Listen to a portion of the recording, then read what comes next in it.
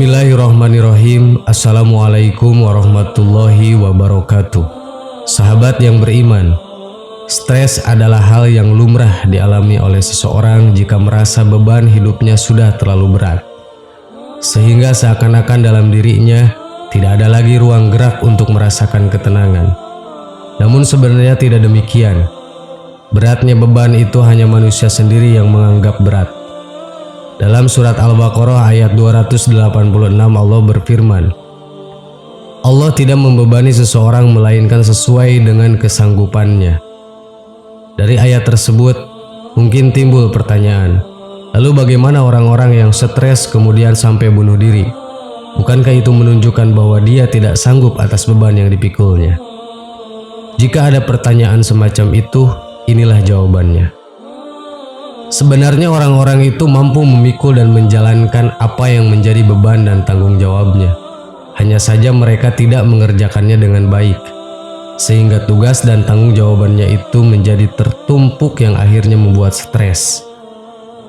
Jika dianalogikan, orang-orang itu ibarat anak sekolah yang diberi tugas PR oleh gurunya, yang kemudian lalai tidak mengerjakannya, sehingga ketika esok hari mau berangkat sekolah, ia teringat dengan PR-nya. Rasa takut dan stres pun menyelimuti dirinya, hingga muncul pemikiran untuk bolos sekolah dan tidak masuk karena takut dengan akibatnya. Hal ini jugalah yang terjadi dengan kebanyakan orang yang menganggap beban hidupnya terlalu berat, hutang banyak, dan lain-lain. Mereka mencari cara untuk menghilangkan stresnya dengan cara yang tidak benar, justru semakin menjerumuskan ke dalam masalah yang lebih besar lagi. Daripada menggunakan cara yang tidak jelas dalam menghilangkan stres itu, lebih baik gunakan cara menghilangkan stres menurut Islam. Berikut adalah cara menghilangkan stres menurut Islam, seberapa berat pun masalahnya. 1. Membaca Al-Quran beserta maknanya. Al-Quran adalah kalamullah. Dengan membacanya berarti kita sedang berinteraksi dengan Allah, sehingga ketenangan akan muncul darinya. Membaca Al-Quran itu termasuk ibadah yang menenangkan dan berpahala, meskipun tidak tahu apa maksud dan artinya. Namun agar terapi stres ini memberikan efek yang tahan lama, baca juga artinya, dan pahami maksud dari kandungannya. Membaca Al-Quran yang paling baik itu istiqomah, yaitu membaca Al-Quran dengan konsisten. Meskipun yang dibaca hanya 1 halaman per hari, itu lebih baik daripada sekali membaca Al-Quran 1 juz namun tidak istiqomah. Oleh karena itu, sesuaikanlah dengan kemampuan diri. Seberapa kuat kira-kira kita agar mampu membaca Al-Quran dengan istiqomah? Mungkin bisa dicoba dulu, mulai dari yang paling ringan, misalkan 1 hari 1 halaman. Kemudian kalau sudah bisa rutin dan istiqomah selama 40 hari, bisa ditambah menjadi 2 halaman per hari. 2. Menjalankan sholat malam. Selain membaca Al-Quran, menjalankan sholat malam juga cara menghilangkan stres menurut Islam yang sangat ampuh. Sebesar apapun masalah kita, akan tetap lebih besar anugerah dan rahmat Allah. Seberapapun dosa kita, tetap lebih besar ampunan Allah. Salat malam termasuk sarana untuk berkomunikasi dengan Allah. Oleh sebab itu, jalankanlah salat malam. Menangislah sejadi-jadinya, mintalah semuanya. Sebab di setiap sepertiga malam yang akhir, yaitu waktu yang paling baik untuk salat malam, Allah turun ke langit dunia untuk memberikan ampunan dan rahmatnya. Sebagaimana disebutkan dalam hadis yang diriwayatkan oleh Imam Bukhari dan Muslim, Rabb kita tabaraka wa ta'ala turun ke langit dunia setiap sepertiga malam akhir. Dia Allah lalu berkata, barang siapa yang berdoa, akan aku kabulkan. Siapa yang meminta kepadaku akan kuberi. Siapa yang memohon ampunan kepadaku akan aku ampuni, hingga terbit fajar. 3. Berkumpul dengan orang soleh.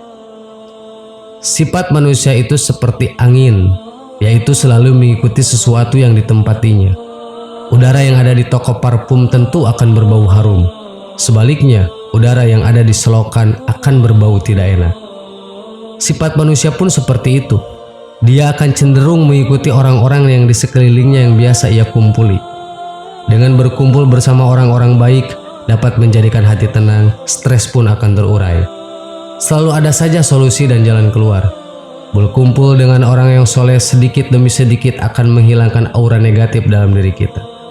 Cobalah berkumpul dengan mereka orang-orang yang soleh, yaitu dengan cara mendatangi majelis atau mendatangi pengajian atau ceramah yang diadakan oleh ulama yang terpercaya. 4. Berpuasa. Cara menghilangkan stres menurut Islam yang sudah terbukti ampuh adalah berpuasa. Puasa adalah amalan istimewa yang dapat mengendalikan sesuatu yang kurang bisa dikendalikan saat kita berpuasa. Dengan berpuasa, ego dan emosional dapat dikendalikan dengan baik. Hati menjadi bersih dan jernih, sehingga stres dan pikiran-pikiran negatif dapat dikondisikan dengan baik. Puasa adalah amalan yang sangat istimewa. Hal ini dapat dilihat dari hadis yang diriwayatkan oleh Bukhari dan Muslim dari Abu Hurairah berkata, Rasulullah SAW bersabda, Allah berfirman, semua amal anak Adam untuknya kecuali puasa. Ia untukku dan aku yang akan membalasnya. Sebab itu, kenapa bulan Ramadan begitu mulia? Sebab pada bulan itu, semua umat muslim di dunia sedang berpuasa. Sehingga bulan Ramadan menjadi sangat spesial. 5. Perbanyak zikir malam. Kurangnya kita ingat terhadap Allah bisa juga menjadikan hati yang gersang, pikiran tidak tenang, gelisah, dan stres. Maka solusinya adalah dengan memperbanyak zikir atau mengingat Allah. Waktu terbaik untuk bertawazuh kepada Allah adalah pada malam hari. Di saat semua manusia sedang terlelap tidur nyenyak, hadapkanlah diri dan hati kita kepada Allah. Adukanlah semua yang menjadi masalah kita. Mintalah apa saja yang menjadi hajat. Sebab Allah itu Maha Pemurah, asal kita mau menghadap dan meminta, Allah pasti akan memberi. Sahabat yang beriman, itulah cara bagaimana kita menanggulangi penyakit hati, utamanya adalah stres. Karena stres merupakan penyakit hati. Semoga bermanfaat. Amin. Wallahu a'lam. Wassalamualaikum warahmatullahi wabarakatuh.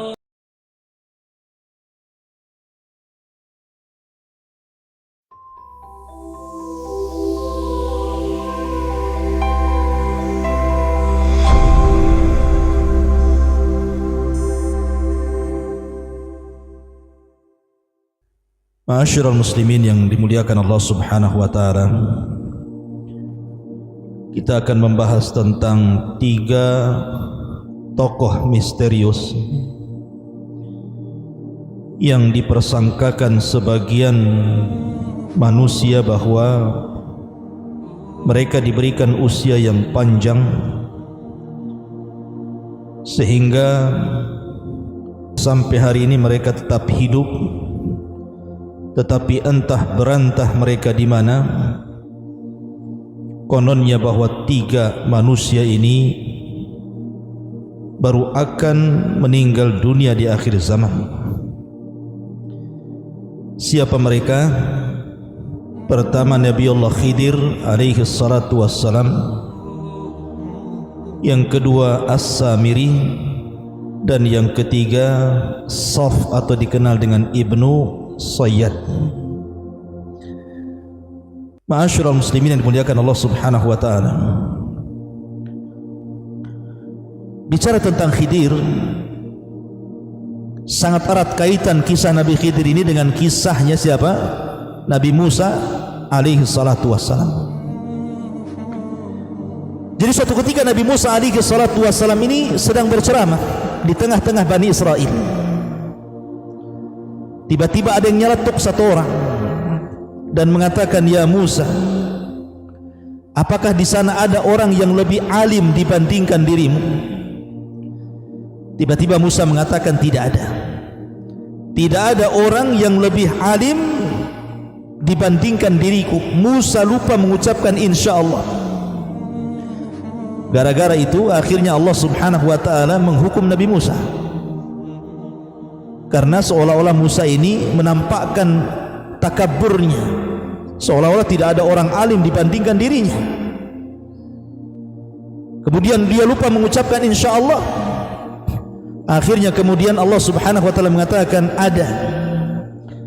ada seseorang yang saleh namanya Khidir, dia memiliki ilmu yang tidak kau miliki, maka carilah Khidir, belajarlah kepada dia. Akhirnya Nabi Musa alaihi salatu wasallam ditemani Yusha ibn Nun mencari-cari Khidir alaihi salatu wasallam sampai akhirnya berjumpa di antara dua pertemuan air lautan.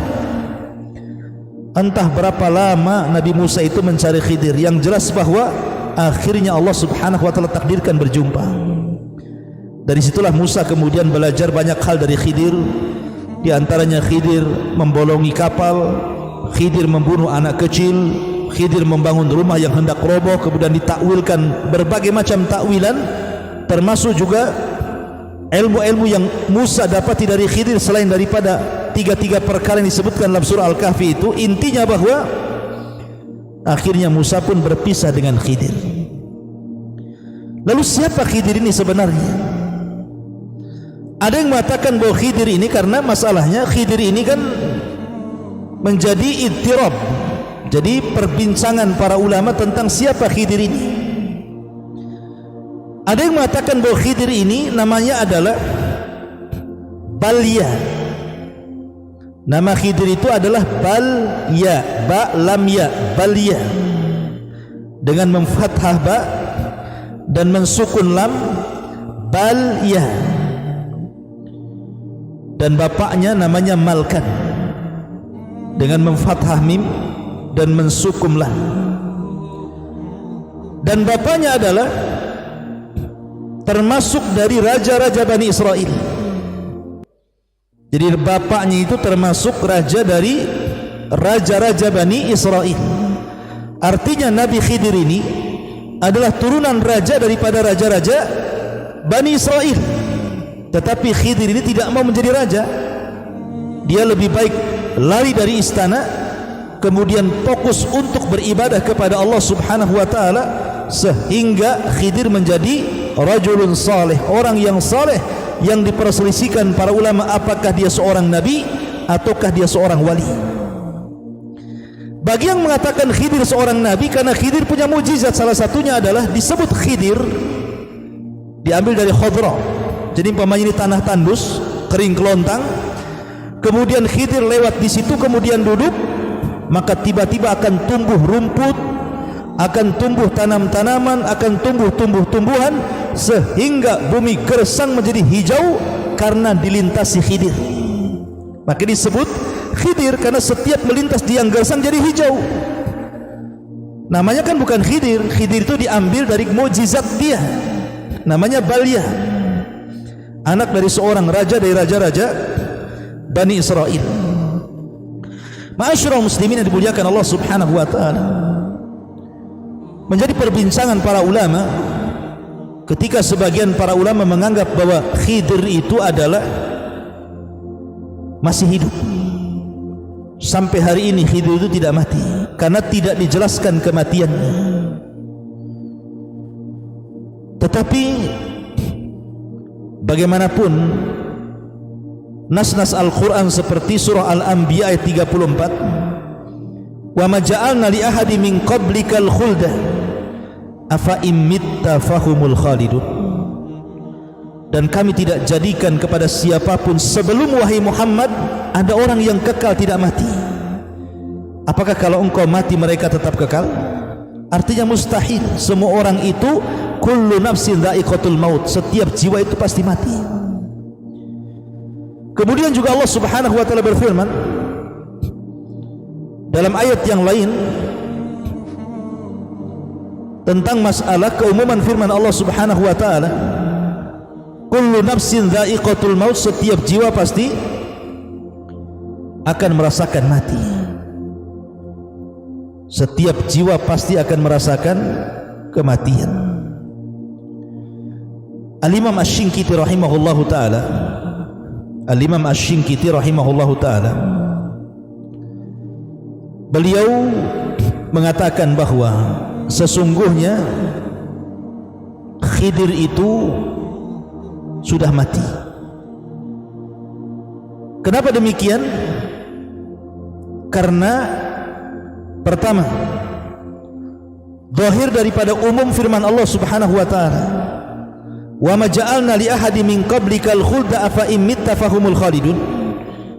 Dan kami tidak menjadikan seseorang dari manusia ini sebelum wahai Muhammad mereka kekal.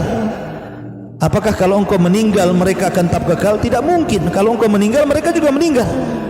Ini yang pertama. Yang kedua, Nabi SAW bersabda dalam perang Badar, Allahumma in tahlik hadhil isabah min ahlil Islam lam tu'bad fil ardi abada.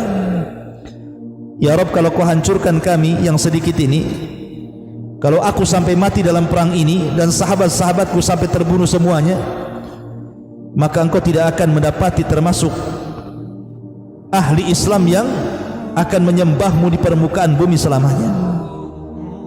Artinya bahwa tidak ada lagi orang yang menyembah Allah kalau seandainya Rasul dan para sahabat ketika itu wafat dalam perang Badar. Kalau memang Khidir masih hidup, tentu Rasul tidak akan mengatakan seperti itu, karena walaupun seandainya Rasul kemudian meninggal dan para sahabat, di sana ada Khidir. Tapi Nabi SAW mengatakan umum, kalau kau hancurkan kelompok yang sedikit ini, tidak akan ada orang yang menyembah dirimu ya Rabb. Kemudian yang ketiga, Nabi SAW pernah mengatakan, ala ra'si mi'ati sanatin lam yabqa mimman huwa ala dhahril ardi ahadun. Kata Nabi SAW, tidak ada manusia melebihi 100 tahun kecuali dia akan mati di permukaan bumi. Artinya tidak ada manusia yang lewat lebih daripada 100 tahun setelah aku diutus, tidak ada orang yang hidup, apalagi Khidir. Ya, kemudian kalaulah seandainya Khidir itu hidup sampai zaman Nabi SAW, tentu Khidir tidak mungkin membiarkan Rasul SAW dihina, dicaci, dimaki, diintimidasi, bahkan diancam untuk dibunuh. Pasti Khidir akan datang menolong Rasul, berperang bersama Rasul, mengikuti agama Rasul dan memperjuangkan dakwah Rasul. Tapi kenapa di zaman Rasul Khidir tidak muncul? Menunjukkan bahwa Khidir itu sudah wafat jauh-jauh hari sebelum Nabi SAW diutus. Dan itu juga disebutkan oleh para ulama bahwa Khidir alaihi salatu wassalam, pendapat yang kuat adalah sudah meninggal dunia. Ma'asyiral muslimin yang dimuliakan Allah Subhanahu wa taala, saya akan sebutkan beberapa pendapat para ulama. Di antaranya pendapat Hasan Al-Basri. Qala Al-Hasanu innahu mat. Berkata Hasan Al-Basri, sesungguhnya Khidir sudah meninggal. Wa qala Ibnu Munawi la yathbut hadis fi baqaihi. Kata Imam Munawi, tidak ada satupun hadis yang tertetapkan tentang hidupnya Khidir sampai hari ini. Wa qala al-Imam Abu Bakrin Ibn al-Arabi mata qabla inqidha'il mi'ati. Khidir sudah meninggal setelah lepasnya 100 tahun sebelum diutusnya Nabi SAW. Termasuk juga Imam Bukhari rahimahullahu ta'ala ketika ditanya tentang Khidir dan Ilyas, apakah keduanya masih hidup, maka Imam Bukhari memfatwakan bahwa keduanya sudah mati. Dan banyak lagi pendapat para ulama yang mengatakan bahwa Khidir itu sudah mati, kecuali Al-Imam At-Tabari menukilkan pendapat dari sebagian para ulama yang mengatakan bahwa Khidir itu masih hidup, dan ini diyakini oleh orang-orang sufi bahwa Khidir itu masih hidup di tengah-tengah kita, entah berantah di mana dia, yang jelas dia masih hidup sampai hari ini. Tapi wallahu alam, al-ilmu indallah, bahwa pendapat yang kuat bahwa Khidir itu sudah meninggal dunia. Wallahu alam, sebagaimana tadi pendapat para ulama. Kemudian yang kedua, kisah Samiri. Kemarin kita sudah menjelaskan sedikit tentang kisah Samiri. Samiri ini namanya Musa ibn Dhafar. Dan Samiri disebutkan 3 kali dalam surah At-Taha. Dan Samiri adalah tokoh yang merupakan tokoh-tokoh munafik yang ada di tubuh Bani Israel di zaman Nabi Musa. Bahkan dia yang membuat kekacauan ketika Nabi Musa safar selama 40 malam untuk mendapatkan mandat Taurat. Tiba-tiba Samiri membuat patung anak sapi yang bersuara, kemudian memerintahkan manusia untuk menyembah patung sapi dan mengatakan, inilah Tuhan kita. Dan Musa bingung mencari Tuhannya, padahal Tuhannya ada di sini katanya.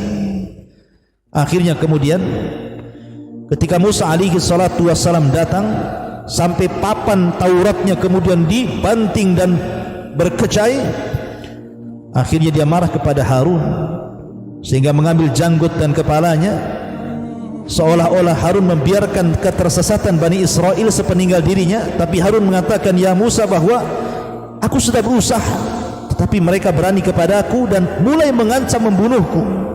Berbeda dengan dirimu, kuat dan kau ditakuti. Akhirnya setelah itu Musa pun memanggil Samiri. Dengan lembutnya Musa mengatakan, wa ma khatbuka ya Samiri. Samiri, apa yang membuat engkau menyesatkan Bani Israel? Kata Samiri, yang membuat aku menyesatkan mereka adalah hawa nafsuku, katanya. Maka dari situ Nabi Musa mengatakan, idhab fa innalaka fil hayati an taqula la misas wa innalaka mau'idan lan tukhlafahu wangdur ila ilahika alladhi dhalta alaihi akifah. Kata Nabi Musa, kau pergi sana, tinggalkan kami di sini, pergi sana, dan engkau tidak mungkin didekati manusia dan manusia tidak mungkin mendekat kepada dirimu. Setelah itu Samiri pergi dan tidak tahu kabarnya. Setelah diusir oleh Nabi Musa alaihi salatu wassalam, Samiri ini pergi dan tidak tahu kabarnya. Ada yang mengatakan bahwa Samiri ini bersembunyi di segitiga Bermuda, kemudian akan muncul di akhir zaman sebagai Dajjal laknatullah alaihi yang akan membawa fitnah terbesar di alam semesta ini.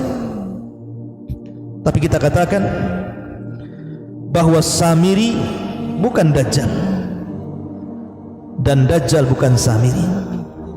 Samiri bukan orang yang ditangguhkan seperti Dajjal usianya, tapi Dajjal ditangguhkan sampai di akhir zaman dan baru akan mati di tangan Isa ibnu Maryam. Ada yang berdalil mengatakan seperti ini. Kenapa Samiri itu Dajjal? Pertama, Samiri ini mampu melihat malaikat. Samiri ini bisa melihat malaikat Jibril sehingga mengambil bekas pijakan kaki kudanya Jibril. Padahal dia bukan seorang nabi. Padahal dia bukan seorang nabi, kok bisa melihat malaikat? Kalau bukan Dajjal berarti siapa? Kan gitu. Maka kita katakan bahwa melihat malaikat tidak mesti kemudian dikatakan Dajjal. Karena sahabat Nabi SAW, Abbas bin Abdul Muttalib, ketika ditawan dalam perang Badar, kemudian dia mengatakan, siapa yang menawanmu? Kata Abbas menceritakan bahwa yang menawanku seorang laki-laki yang berbaju putih, menggunakan kuda putih, kemudian dialah yang kemudian menangkap dan mengikat diriku. Kata Nabi SAW, faqad ayyadakallahu bimalakin karim, bahwa yang menangkapmu, mengikatmu adalah malaikat. Malaikat. Lah Abbas melihat malaikat di sini. Ya. Jadi melihat malaikat tidak mesti kemudian ketika Samiri melihat malaikat Jibril dikatakan Dajjal, tidak mesti. Para sahabat juga ada yang melihat malaikat. Bahkan Abu Sufyan pun menceritakan kepada Abu Lahab ketika kekalahan dalam perang Badar, dia melihat ada sosok yang berpakaian putih menunggang kuda putih kemudian menghantam tentara orang-orang Quraisy. Dan dia katakan, aku melihat itu semua. Sampai kata budaknya Fadl Ibn Abbas ini mengatakan, itulah malaikat yang menolong kaum muslimin. Maka Abu Lahab marah, kemudian dipukulnya budak Abbas itu. Ma'asyiral muslimin yang dimuliakan Allah Subhanahu wa taala. Adapun tentang dalil yang kedua yang mengatakan bahwa kenapa Nabi Musa lembut kepada Samiri, sudah jelas-jelas Samiri ini menyesatkan Bani Israel, tapi kenapa dia lembut kepada Samiri dan mengatakan, wa ma khatbuka ya Samiri, kenapa kau lakukan itu wahai Samiri? Kenapa lembutnya Nabi Musa kepada Samiri? Karena mereka mengatakan karena Dajjal itu akan tersulut emosinya ketika emosi. Jadi Rasul mengatakan tidak mungkin Dajjal keluar sampai tersulut emosi. Maka Nabi Musa supaya Samiri itu tidak tersulut emosi, dia pelan-pelan. Maka ini pun bukan hujah bahwa Samiri itu Dajjal. Bisa saja memang metode Nabi Musa seperti itu. Ya, apalagi kalau umpamanya kita katakan bahwa dia muncul di segitiga Bermuda, makin parah lagi karena Dajjal itu tidak muncul dari situ. Dajjal itu muncul dari Khurasan, dari Asfahan bersama 70.000 Yahudi Asfahan, Iran. Tidak ada kaitan dengan segitiga Bermuda. Kemudian juga ukubah yang diberikan kepada Samiri ini, di mana Nabi Musa kemudian mengatakan, engkau pergi, engkau tidak akan ada manusia yang mendekati kamu, dan engkau tidak mungkin mendekat manusia. Sementara Dajjal di akhir zaman itu mendekat manusia, berkumpul kepada manusia. Pertama dia mengaku Nabi, berakhir dengan mengaku Tuhan, kemudian jadilah dia Dajjal selama 40 hari. Jadi Samiri, Dajjal.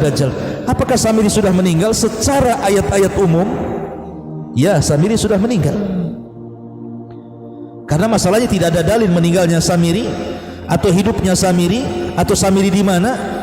Al-ilmu indallah, bahwa ilmu itu ada di sisi Allah. Tetapi keumuman dalil tentang masalah apakah Samiri termasuk minal mungdharin, makhluk yang dikecualikan seperti iblis kemudian ditangguhkan usianya, dan juga seperti Dajjal, tidak ada dalilnya. Karena sekali lagi pendapat yang kuat, Dajjal bukan Samiri, Samiri bukan Dajjal. Maka dia tidak akan hidup sampai di akhir zaman seperti Dajjal dan juga iblis. Kemudian yang terakhir Ibnu Sayyad. Ibnu Sayyad juga ada yang mengatakan dia Dajjal, bahkan kalangan sahabat yang mengatakan dia Dajjal. Umar bin Khattab mengatakan dia Dajjal, Jabir mengatakan dia Dajjal, Abu Dar mengatakan dia Dajjal, Habsah mengatakan dia Dajjal, Ibnu Umar mengatakan dia Dajjal, sampai bersumpah lagi. Tapi Nabi SAW masih ragu tentang kedajjalannya Ibnu Sayyad, sampai akhirnya oleh Rasul diteliti. Dan pendapat yang kuat dari kalangan para ulama, Ibnu Sayyad bukan Dajjal. Iya, dia Dajjal, tapi Dajjal kecil, bukan Dajjal yang akan keluar di akhir zaman. Saya akan nukilkan beberapa perkataan para ulama. Pertama, Imam Baihaqi mengatakan, laisa fi hadithi Jabir akthar min sukutin Nabi sallallahu alaihi wasallam ala halafi Umar. Dalam hadis Jabir tidak bisa kemudian Nabi sallallahu alaihi wasallam, diamnya Nabi sallallahu alaihi wasallam dalam hadis Jabir tentang sumpahnya Umar ini, fayahtamilu an yakuna Nabi sallallahu alaihi wasallam kana mutawakkifan fi amrihi thumma ja'ahu thabat min Allah bi annahu ghairahu ala ma taqtadihi qissat Tamim ibn Aus ad-Dari. Karena dalam hadis Jabir ketika Umar bersumpah bahwa Ibnu Sayyad Dajjal ini mengandung banyak kemungkinan. Boleh jadi Nabi SAW ragu-ragu, setelah jelas perkaranya ternyata bukan Dajjal, karena di sana ada hadis Tamim ibn Aus ad-Dari yang berjumpa dengan Dajjal. Artinya di zaman yang sama, pertama Ibnu Sayyad tinggal di kota Madinah, yang kedua cerita Tamim ibn Aus ad-Dari yang kemudian berlayar di sebuah pulau kemudian berjumpa dengan Dajjal. Ini kan kontras bahwa Tamim ibn Aus ad-Dari berjumpa dengan Dajjal di tempat lain, dan Ibnu Sayyad juga di Madinah. Jadi Ibnu Sayyad bukan Dajjal, karena Dajjal di zaman itu sudah dijumpai oleh Tamim ibn Aus ad-Dari, bukan di Madinah tapi di pulau di tengah lautan. Maka dari sini menunjukkan bahwa Ibnu Sayyad bukan Dajjal. Iya, dia Dajjal syaitan, tetapi bukan Dajjal akbar yang akan keluar di akhir zaman.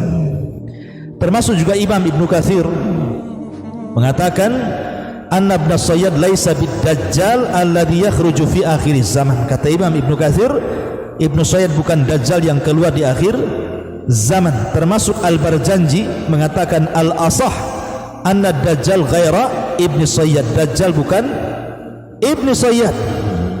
Intinya bahwa Ibnu Sayyad, apakah dia sudah meninggal atau tidak? Ada yang mengatakan Ibnu Sayyad itu ketika perang Harrah terbunuh, dan perang Harrah itu perang antara kubu Madinah dengan kubu Syam, karena orang Madinah tidak mau baiat kepada Yazid. Akhirnya Yazid menyerang kota Madinah, dan banyak para sahabat meninggal dan anak-anak sahabat meninggal, termasuk Ibnu Sayyad meninggal dalam pertempuran itu.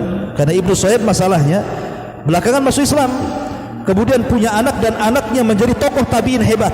Bahkan Ibnu Sayyid pernah haji dan masuk kota Madinah dan Mekah, sementara Dajjal tidak mungkin masuk kota Madinah dan Mekah. Walaupun ada yang membantah, ya itu kan di permulaannya, di akhirnya nanti dia akan kufur dan akan jadi Dajjal katanya. Nah, itu kan ihtimal, kemungkinan. Tapi yang jelas bahwa hadis-hadis dan riwayat menjelaskan bahwa Rasul mengatakan Dajjal tidak akan masuk kota Madinah dan Mekah. Ibnu Sayyid masuk kota Madinah dan Mekah. Dajjal kafir, bahkan di dahinya ada kafara. Ibnu Sayyid masuk Islam. Kemudian Dajjal akim, tidak punya anak. Ibnu Sayyid punya anak, bahkan anaknya pemimpin tabi'in, seorang alim besar. Dan ada yang mengatakan bahwa Ibnu Sayyid terbunuh di perang Harrah. Ada juga yang mengatakan Ibnu Sayyid itu tidak terbunuh tapi hilang, sehingga terjadi prediksi bahwa hilangnya Ibnu Sayyid ini menjadikan Ibnu Sayyid tidak mati sampai hari ini, bahkan akan keluar di akhir zaman sebagai Dajjal Akbar. Tapi sekali lagi ini pendapat yang sangat lemah. Pendapat yang kuat, Ibnu Sayyid bukan orang-orang yang ditangguhkan usianya seperti Dajjal dan seperti Iblis. Wallahu a'lam.